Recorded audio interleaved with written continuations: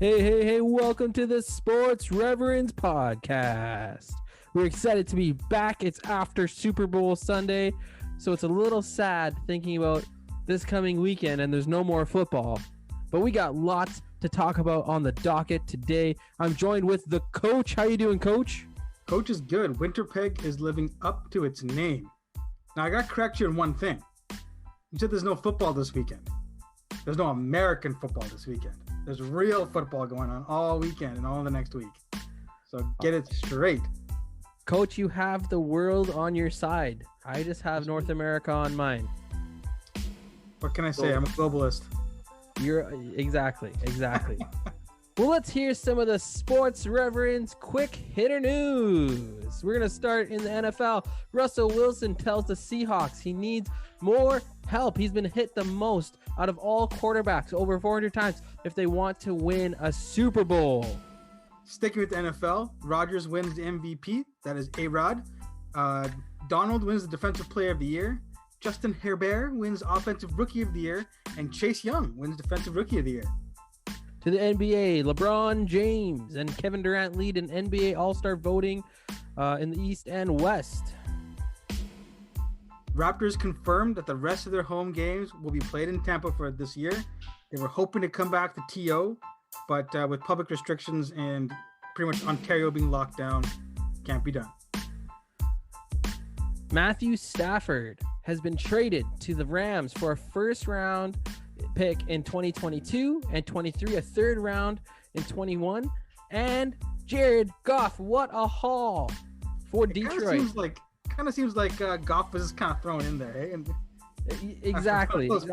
It's you can really consider him like another first round pick because that's what he was. So big haul for Detroit. Matthew Stafford is going to the Rams. No more excuses for Matthew Stafford. He's all on the line for him. Big time. And last but not least, Champions League soccer is back. Knockout stages start off next week, starting Tuesday, with a lot of tasty games up. And now, a word from our sponsors.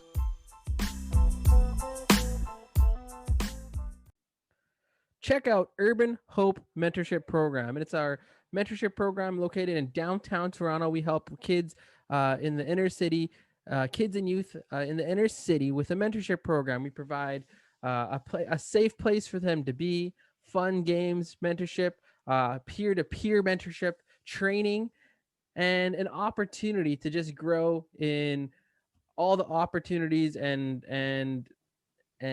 options of life that they have. So check out Urban Hope Mentorship Program. You can check it out at www.thesportsreverends.com. If you see our sponsors page, you can check them out there. You can see all the pictures and support in any way you would like. So check out Urban Hope Mentorship. All right. It's time to jump into the NFL post Super Bowl.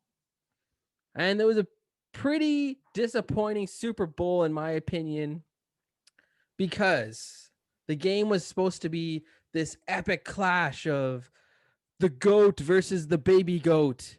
Patrick Mahomes going up against the veteran Tom Brady, and it's supposed to be a high-scoring game in the 40s.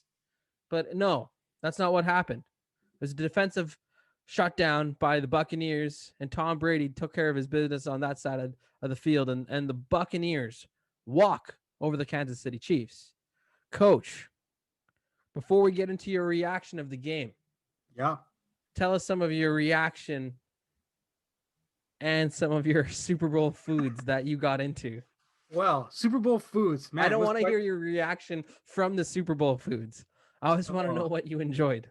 Oh, man, we had quite the spread at the Ends residence. We had 16 pieces of good old spicy Popeye's chicken, 3 boxes of fries and biscuits, lots of candy, lots of ice cream, and bags of chips. My sugars were through the roof. Beautiful. Regardless. Doesn't count on Super Bowl Sunday. Yeah, I mean, you tell my blood sugars that, but it was good. Now, do you want my reaction? What did you eat? What did you end up eating? We had chicken wings and some veggie tray and other vegetables. Chips. We had veggies. Yes, it's only myself and Leanna because we are on super lockdown here in Toronto. so there had to be some sort of vegetables. But we had some chips as well, and yeah, it was a good time. It was a good time for It was sure. fun. It was weird not having a big Super Bowl party, but we made it fun. There you go. All right. So initial reaction. I was super shocked, to be honest. Um, when Casey came down and had the punt, I was like, okay, no big deal. And then when they punted again, no big deal. When the guy shanked the punt, I got a little worried. And the half, I was like, it's okay.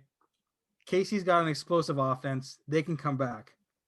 Halfway through the third, I was beginning to sweat because not because of nervousness. I had picked the Bucks, but I like you wanted a really close game, and Tom just did what Tom does when it comes to his big pressure moments.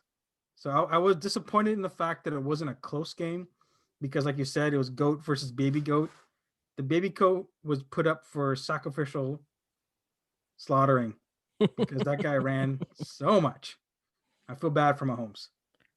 Speaking of Mahomes running, okay. Okay, let's hear it. Let's hear it. According to Next Gen Stats, Patrick Mahomes ran a total of 497 yards before his passes slash sacks in the Super Bowl. That's the most pre-throw slash pre-sack yards run by any quarterback in any game this season. That's just So, ridiculous. as much as credit is due to Tom Brady, because he Yeah. played a fantastic game. He was amazing on third down, as per usual. Mm-hmm. It goes back, I think you will agree with me on this, to defense wins championships. That still holds true to this day because the Bucks defense was absolutely unbelievable in my opinion, and unfortunately that made the game boring because they were just dominant and made Patrick Mahomes look terrible on third down, and unfortunately their offense looked bad on third down as well. They couldn't Yeah. convert. Yeah. I mean, it was I did not expect the defense to perform the way they did. Not that they've been bad all year, but they've been okay.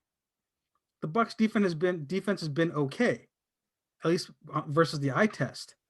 But Sue, JPP, who's the other defensive tackle that came through, or the edge rusher? Three of those guys just destroyed the O line. And Travis Kelsey had a bad game. Uh, Running backs didn't have a great game. Wide receivers didn't impact anything. It was just an all around. I say this word carefully, but masterpiece by the defense because we haven't seen anybody bottleneck Mahomes and crew like that before. It was Shaq Ever. Barrett who you're talking about, Yeah, by the way. Shaq Barrett. That's what it was. Just a Shaq Barrett. monster.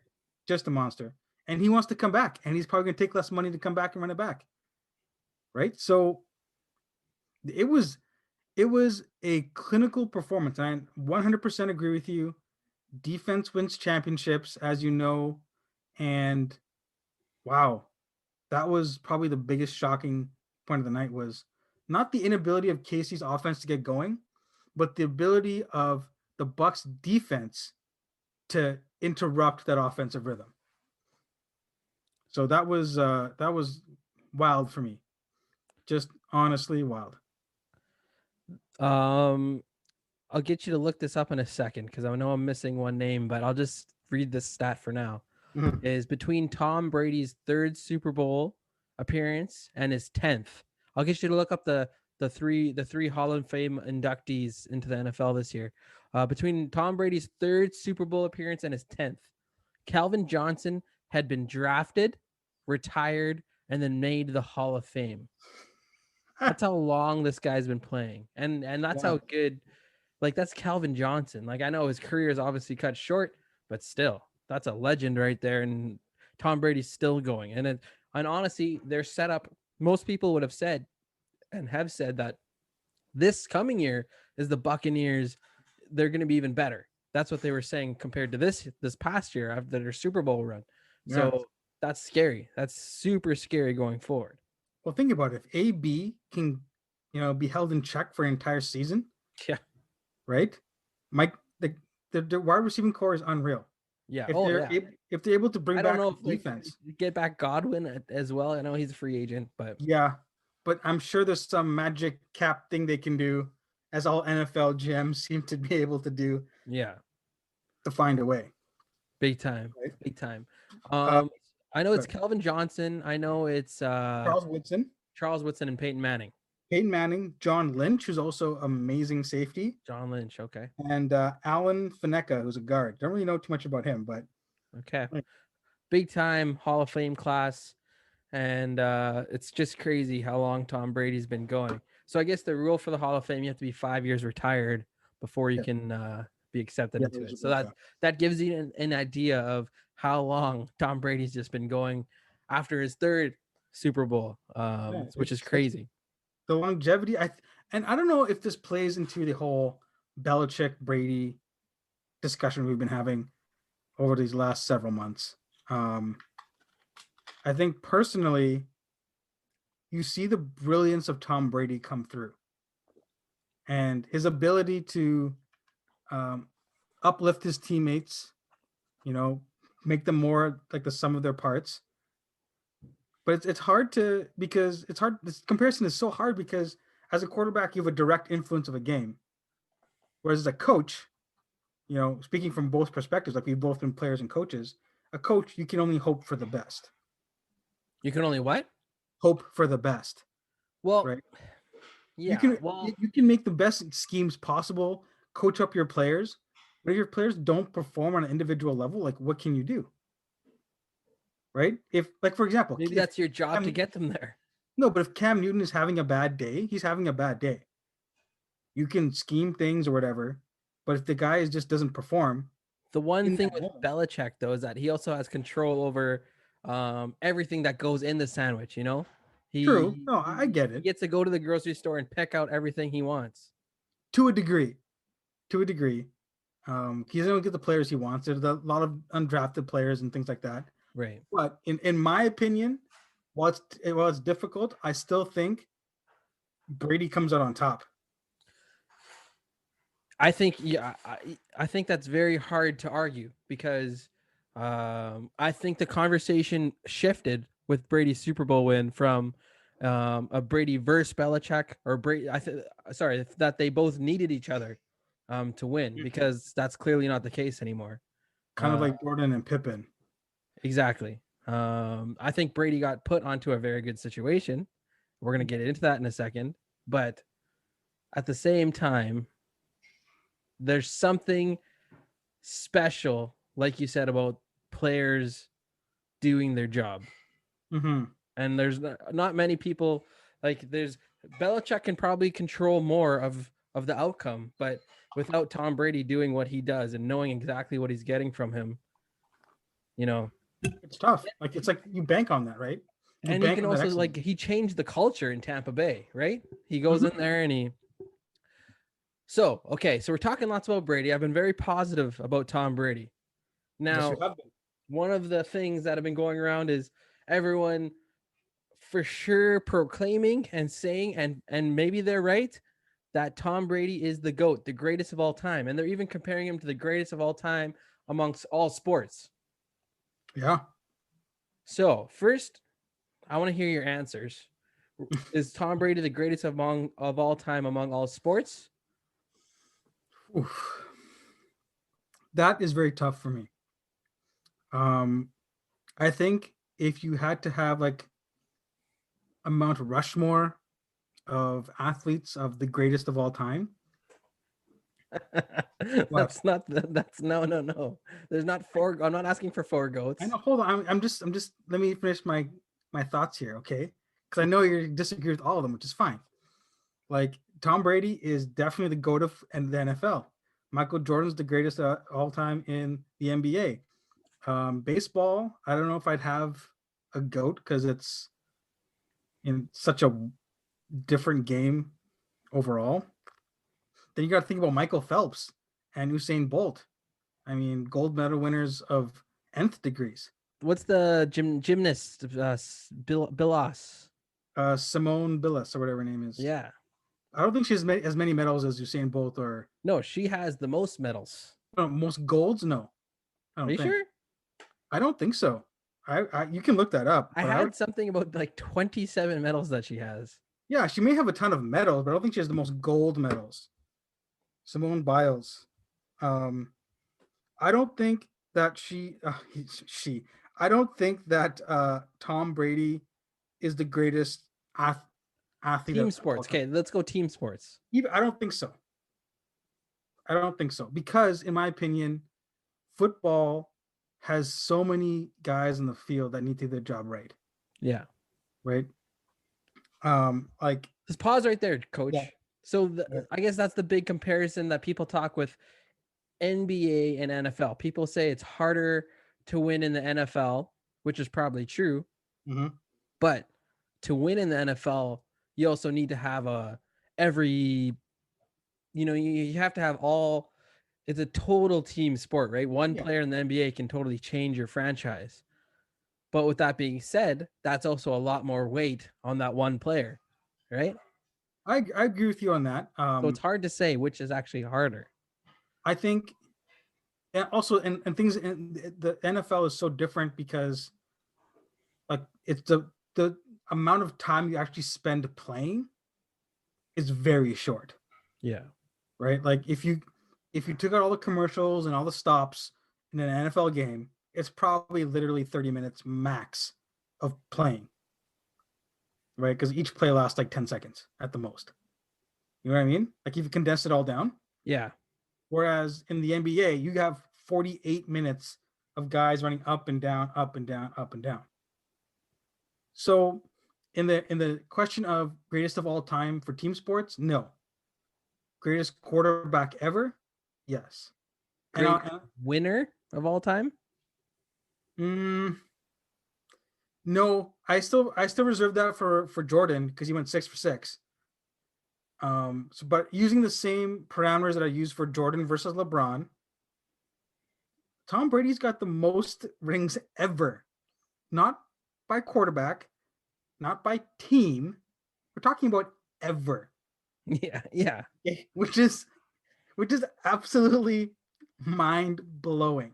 He has more championships than individual teams, right? So, yes, that's a product of good coaching and good players, but he's been pulling those strings for a lot of years, right? You don't put Jimmy Garoppolo in place of Tom Brady and get the same result, right? So even though I like Jimmy G, he's no Tom Brady. No. So you tell me now, why am I wrong? I want to hear why I'm wrong. Okay, well, I think I agree with you that he's not the greatest of all times in sports for sure. I'm definitely on the Jordan side and actually a few others. But first, I'll say this because there's lots of sports analysts that like will talk about it and denounce him as the GOAT. And you have to give Tom Brady props. You have to talk about how great he is. And I've been trying to do that this whole time so far. But I just have to put this out there, okay? Let's just go through it. Um, is Tom Brady a dual threat quarterback? No, Is Tom Brady the most accurate quarterback? I don't think so. I think that's Rodgers. It's I think Rodgers, Mahomes, but Brady's up there. He can challenge in that area. Yeah, but he's not. I think the title officially belongs to Rodgers or Wilson. Is Tom Brady the most talented quarterback? No, Okay. Does Tom Brady have asterisks by his name concerning um issues that have boosted his oh please. morale and his game and his wins, at aka Deflate Gate? Let's come on. Deflategate was Answer such the a question. fine. Yes, he does. He has been proven as a cheater. Okay. So just keep that. That's not a determining factor. but Sure. that's part of the The equation. black mark against him. Sure. I Yeah. can give him that. Yeah, I don't know if we can even say black mark against them anymore, but we'll just say A strike. yes, We'll call it a strike. a strike. Yeah, that was probably offensive to someone. Um, It Tom wasn't until you Brady said that. is Tom Brady. Um, is Tom Brady been a benefactor of being in one of the weakest divisions in the last 2 decades of all time? Mm, Dolphins, Jets, and that's not his fault. I'm not saying fault. I'm just saying, has he not been Sure. a has Okay. he not had a road to the playoffs where he has almost 6 to 8 wins every year, almost given to the Patriots? I wouldn't say, okay. I understand the argument, but in the NFL, yes, there's weak teams, Answer the question. but on a week to week basis, you can't just say it's an automatic win. But has it not, even looking at sports odds and analytics and the projections, it's almost been a clear 6 to 8 wins. I think the NFC East is probably the worst division in the last 20 years. No, not in the last 20 years. They're I'm just bad. They've been bad these last few years. okay. Okay, I'll give you okay, sure. Weak division. Okay. Okay, so adding these things together, Yep. um, when you compare, if you take a look at Michael Jordan, if you put Michael Jordan on another elite team, it doesn't no, forget that. Even if you look at Michael Jordan, is Michael Jordan not the most talented player of all time? I would agree with that, yeah. Best Actually, scorer. Look at both ends of the floor. I would if I'm saying most talented, I would go with LeBron. He's more talented than Michael Jordan. In terms of potential, yeah.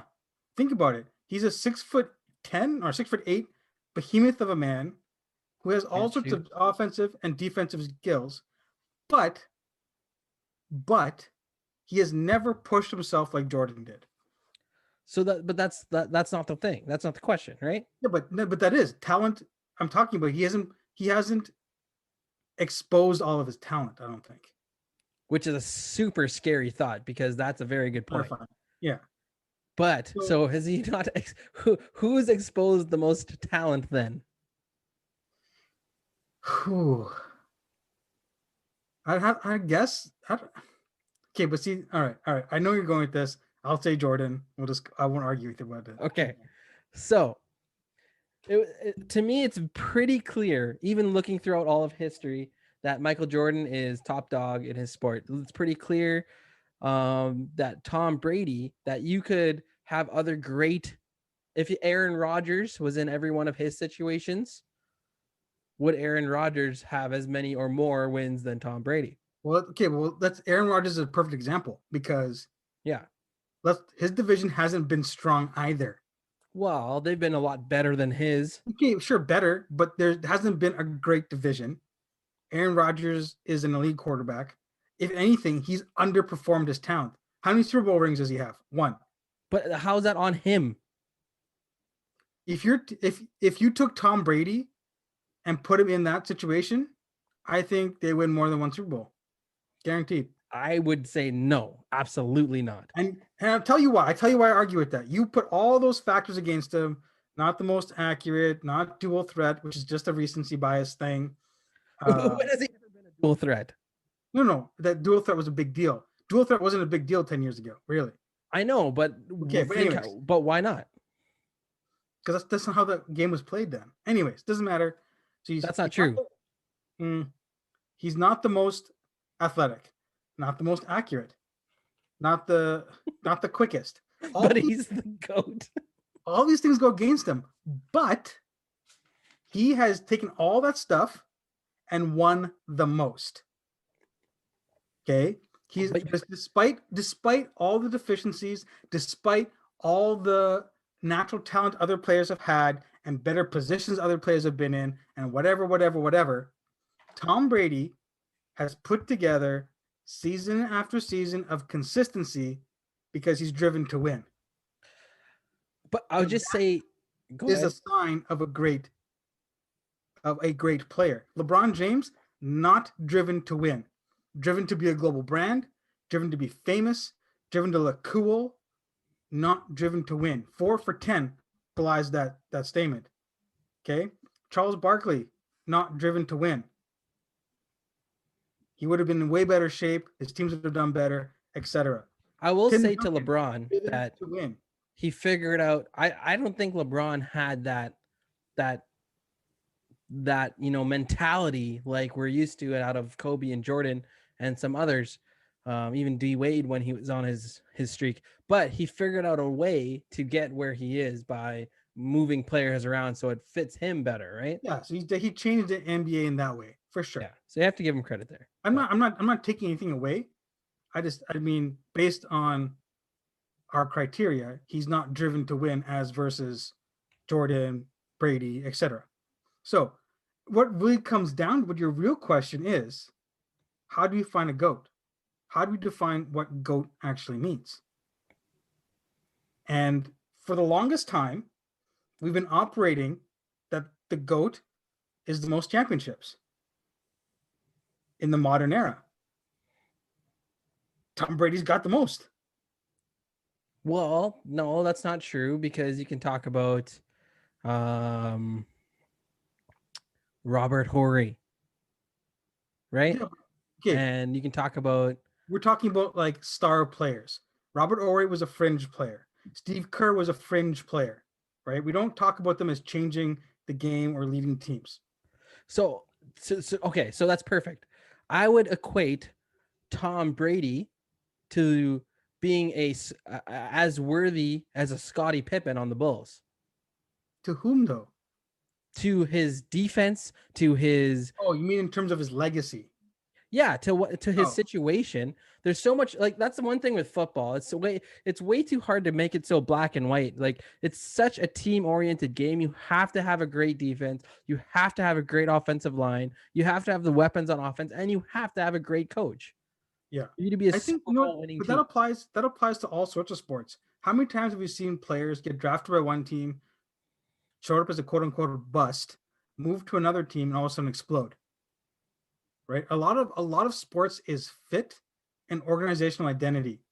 And many teams across all the leagues don't have that organizational identity, right? Like you look at the Spurs, they've done the same thing over and over again. Sure, there's been tweaks here and there, but the structure has been the same. Same with the Patriots. The Yankees have the same kind of mentality, right? Same with the Red Sox. Like there's this organizational structure that's put in place of this is the quote unquote, let's say, Patriot way, and we find the players to fit into that. A lot of teams they want to win now, they want to drive ticket sales, they want to promote, and the last thing really is creating a sustainable winning culture. And how many times do the players talk about, oh, I came here and I changed and the culture was different, or Tom Brady came here and changed the culture. And so that's a whole other thing is fit, culture, and then you're right, all those other pieces of like, you can't have the 32nd ranked offensive line, 32nd ranked defensive line, put the best quarterback in there with no names at the important Skill positions, positions, yeah. skill positions. Yeah, thank you, and expect them to win, right? You also, and how many time again, you can't just spend in free agency, especially in the NFL. You can't just spend in the free agency and expect to upgrade your team, right? So in terms of greatest of all time in everything, no, not close. Can't call that. Greatest quarterback, you have to say yes. I have to say greatest winning quarterback. Like, he's been the most accomplished quarterback. Yeah, but does that not mean the greatest of all time? Well, like, to me, like I was saying, no, it doesn't, because there's so many factors that go into football. Like, Okay, okay. and on top of to me, I don't know why people just look past the many blemishes that have been across the Patriots. Like, why is that, like, just forgotten? And I don't think it's been forgotten. Lots of people hate the Patriots, right? I don't think it's been forgotten. But in terms of the media, well, who wants to talk about that over and over again? So let me just put it to you this way: if there was this debate championships over and every year, and maybe not the best debater won, but he won, or he or she won year after year after year, was the MVP of the debate thing. They may not be the most talented debater, but they've won everything. How can it not be the greatest of debater? Because they've used all their skills to become the best. Well, that's different. Why? It's a team thing. Well, I don't know how debating works, to be honest. I didn't know it was a team thing. Okay, so maybe an example over your head, but and that's always going to be the argument that we're not going to settle today, that no one's ever going to settle, is the impact of one person in team sports, and then comparing that impact versus multi sports, because individuals have different impacts in different sports, right? Like a pitcher in baseball, one every five starts is the typical average. Yeah. If you, of those 20%, 20% of those games, if you win half of them, that's 10% of your season. Versus a outfield player who hits 45 home runs, 100 RBI, etc., who has a wins above replacement of double the pitcher, right? So like, who's more important, right? So I think True. it's a fun debate to have. Um, and just Simone Biles only has 4 gold medals. Okay, so she's not in the same as Michael Phelps or Usain Bolt. She's still young, though. She's still young. Yeah, but she's like old for Olympic gymnasts. She's like 23, 24, which is weird to think about. And who knows if there's gonna be another Olympics for a while. Uh, but if you had to ask me personally who the greatest athlete of all time is, I'm going to say Michael Phelps, because he dominated in a variety of different swim types and in team and single, and he just crushed everybody. But that's just my personal opinion. Put in our Instagram, on our website, who you guys think is the greatest athlete of all time. I'd love to hear your choices. Yeah, that's a great question we could ask. And I agree with you. It's a topic that we can debate till the end of time. But I just wanted to at least bring it up because the conversation has been shifting to making him just the greatest on every account. And Yeah. it's bothering me. Okay. He only has 5 MVPs, Super Bowl MVPs. He's got a bunch of losses as well. How many? He's got at least 3. So he's been to 8, 9 now, I guess. Been to 9 and lost 3. He's been to 10. He's been to 10. Wow. Yeah, But he's been to 10. Yeah, like how 7, do we miss that? It's been said, like they said that so many times. Yeah. 7 and 3 is pretty good. It's pretty good, but there's still. I mean, would you rather be 7 and 3 or 6 and 0? 6 and obviously 6 and 0. but for a sport where back-to-backs are nearly impossible, hey, I'll take 7 and 3, my man. Yeah, it's definitely great. I just wanted to have the conversation. You gotta have it out there. It's bugging me just how much the media is blowing it up. Because he's such a clean-cut character. Yeah. Right? You know, somebody media can point to, having a story, married a model, has this, has that. Which is surprising because he is not in line with the media's political parties. No, he's not at all. So that's a very interesting take. Yeah. But maybe that'll make me. Maybe that's why I'm not totally hating on Tom Brady. But anyways, speaking of quarterbacks, why don't let's hear a quick word from our sponsors, and then we'll jump back to quarterbacks, and then we'll jump into a little bit of NBA before we finish up. Sure, that sounds good. All right. And a word from our sponsors. Check out one of the top gamers that I know. His name is Vandalized.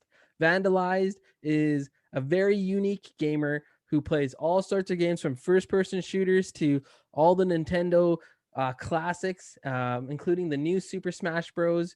To the oldest one. What makes him so unique is that he plays with the controller upside down. The physical controller is upside down. There's no invert or anything like that. And he dominates. It doesn't matter what system, what controller it is. He'll flip it over and he will dominate in whatever game he's playing. That's how great he is. He's got a great personality. You can check him out on twitch.tv. Look up the word vandalized with two Z's or two Z's if you're American. And you can see one of the funniest gamers out there. Check him out today. Okay. Now Smooth into transitions. yes. As we are missing sports rev, Drew, we got the smoothest transitions today.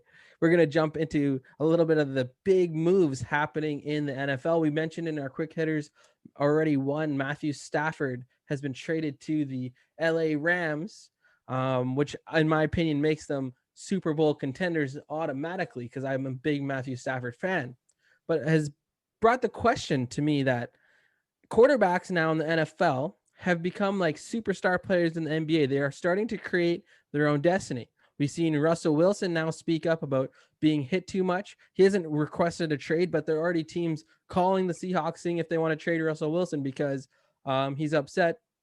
Deshaun Watson has voiced his opinion that he wants out, and there's been a big change in this whole system. So, Coach, let's talk about that for a sec. What you got? It's when you start paying an athlete, or let's say an employee, okay, an employee of millions and millions of dollars, it gives them something called leverage, right? And in the NBA, we've seen LeBron James use that leverage and, draw the same kinds of players to him wherever he goes. And we're starting to see that now in the NFL. If your cap situation is tied to 25%, pretty much goes to one guy who plays the most important position on the field, and he says he's unhappy, as a GM who wants to keep his job, what are you going to do? It's usually more about 15, 16%. Whatever. I'll You know just, what I mean. you Just know. have to get your 2 cents in. As a GM, you got to make this guy happy. Unfortunately, easier said than done. Now, Deshaun Watson, this situation is a little bit different. I'm not so much on his side right now. What? I'll go into that in a second. I'll go into that in a second. But we've seen with Stafford going to the Rams already. There's players who want to go there and are saying, "Hey," they're hitting him up on his text saying, "Hey, I want to come play with you guys." When Tom Brady went to the Bucks, same thing, because people want to win. So I guess I should have phrased the question this way because Yeah. you're alluding to it already. Is it good or bad for the NFL that NFL quarterbacks, because they're pretty much the only position that can really do this because they're the franchise longest there. Yep. Is it good for the league? I think it comes down to organizational structure. Yeah. So, again, we talked about this culture of winning and culture in the dressing room. Sometimes it's a toxic culture, sometimes it's not. Now, I'll tell you why I'm not so much on Deshaun Watson's side. Yeah, I'm shocked. He literally signed a contract last year, knowing full well who he was getting into business with. Pause. Go ahead. Did he sign that contract before they traded away superstar DeAndre Hopkins? He signed it after, I'm pretty sure, I thought. We'll check it. We'll check it out. I will check it.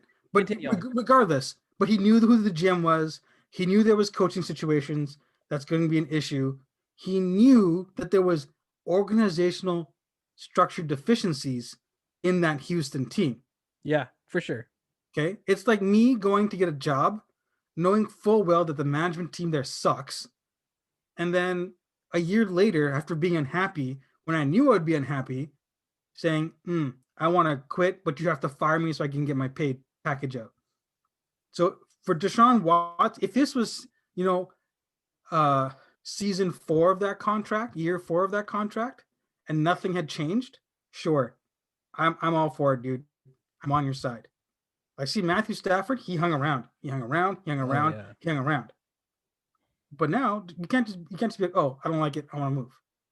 So that's the part that, while I'm all for player empowerment and equal revenue sharing and things like that, you as a player have to think about these things when you sign those contracts. Because as an NFL quarterback, anybody would have paid this kid tons of money. Tons and tons of money. So Is it greed? Does he want to win? Where's the Well, line?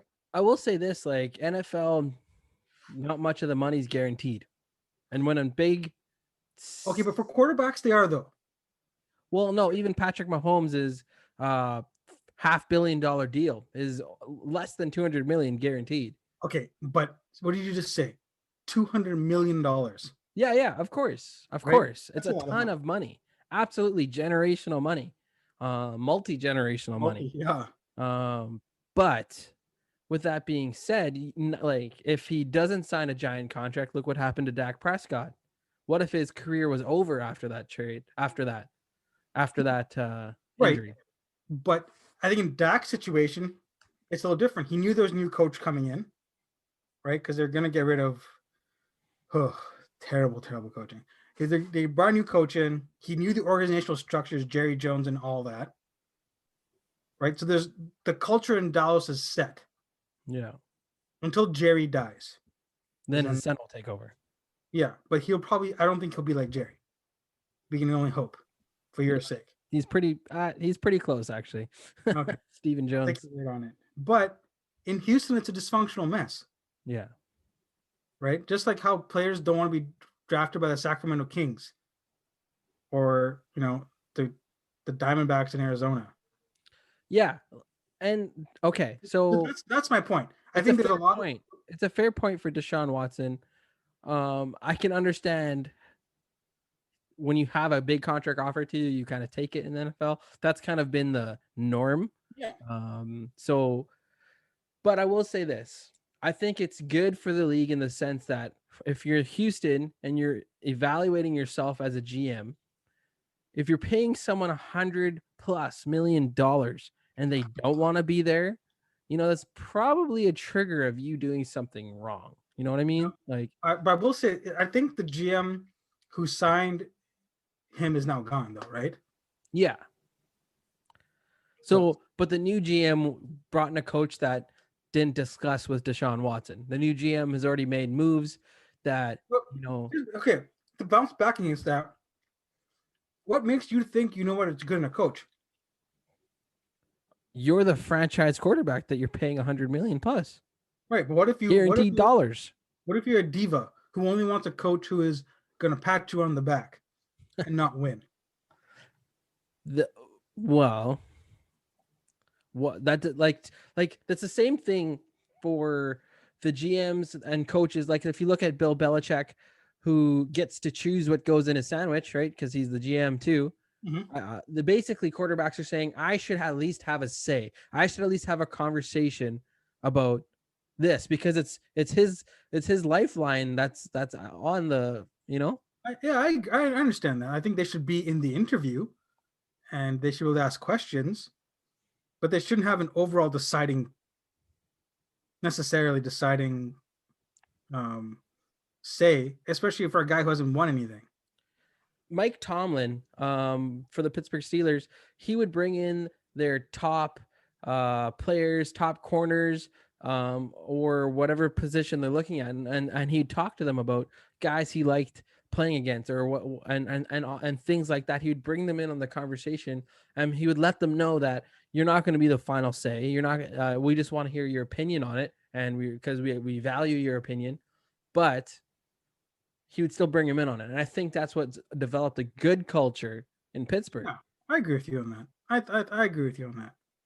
I think the notion though that it just obviously it's a bit biased, obviously, but the notion that the media puts out there is that Deshaun and other players are like, I need to have a full say in this. Yeah. Like a different example, James Harden, Right. right? That's embarrassing. As a human being, that's just embarrassing. Coming to camp out of shape, not giving all your all, like purpose, like Multiple teammates calling him out for yeah, spending time at strip clubs and things like that. like that's just not right. Whereas in Jimmy Butler's case, most of his teammates loved him, Yeah. right? Like even now, Cat and Wiggins will still talk well about Jimmy Butler, Right. even though the media portrayed it otherwise. Yeah. So I agree with you. I think there does need to be some say, but like it can't be the final say. Okay. I think Okay. part of this thing too is how are they going to generate media dollars? How can you identify um, potential storylines without picking and choosing the players you want to talk about? And the easiest players to talk about are the quarterbacks, right? They're typically team leaders, team spokesmen.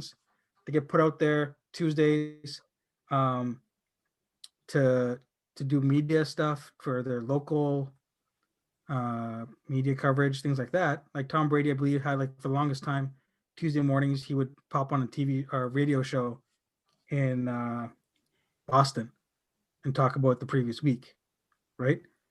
Just to keep on the Tom Brady theme. So I think part of it is culture and where we're moving towards in terms of society, where we need people to look at. Part of it is what drives those revenue dollars. And part of that is the leverage that players now have by signing these multi-million dollar contracts. Right.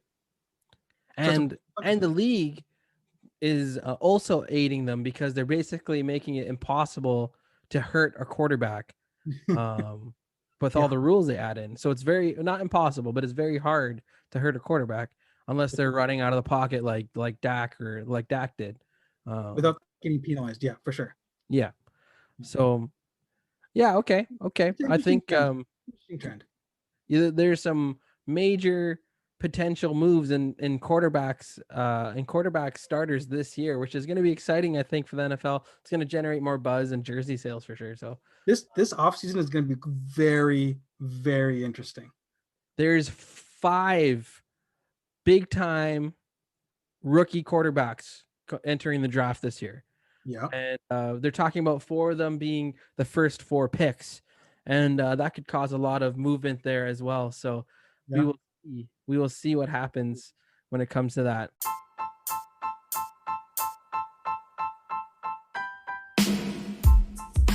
All right, everybody, that is a wrap for this Sports Reverends episode.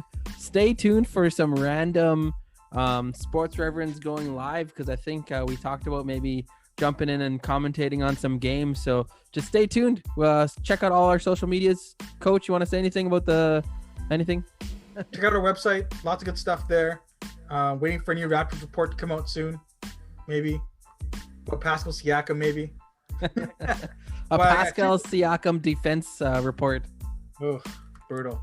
Check out the website. Check out our socials. We would love to interact with you guys. And that's all I got. All right, stay tuned, world. Peace. Peace. Peace.